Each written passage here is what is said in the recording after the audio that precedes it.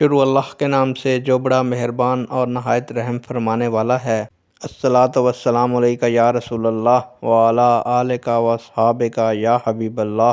السلام علیکم معزز ناظرین و سامعین، اللہ تعالیٰ سے دعا کرتا ہوں کہ اللہ تعالیٰ آپ لوگوں کو خوش و خرم رکھے اور آپ لوگوں کی تمام تکالیف پریشانیوں کو دور فرمائے، آپ کو ظالم کے ظلم، حاسد کے حسد سے محفوظ فرمائے۔ پیارے دوستو، آج کی ویڈیو کا عنوان ہے غیر مسلم بچے اگر سکول میں کلمہ یا درود پاک پڑھیں تو کیا ان کو مسلمان کہہ سکتے ہیں؟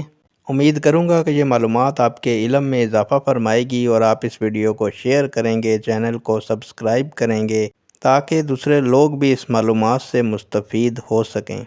بڑھتے ہیں ویڈیو کی جانب۔ پیارے دوستو، ایمان تصدیق بالقلب اور اقرار باللسان کا نام ہے۔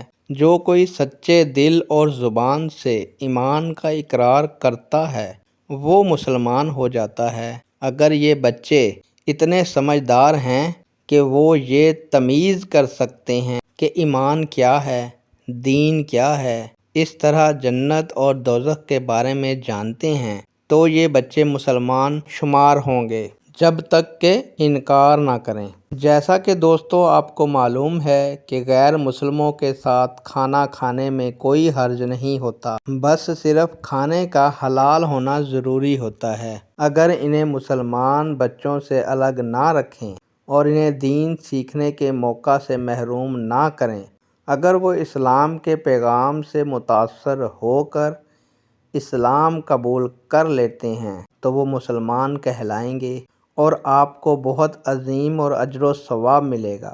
اسی طرح دوستو، اساتذہ پر کوئی گناہ نہیں بلکہ وہ کوشش کریں کہ ان کو کلمہ حق کا معنی و مفہوم اور جدید دور میں قابل عمل دین کے طور پر اسلام کا پیغام انہیں سمجھائیں۔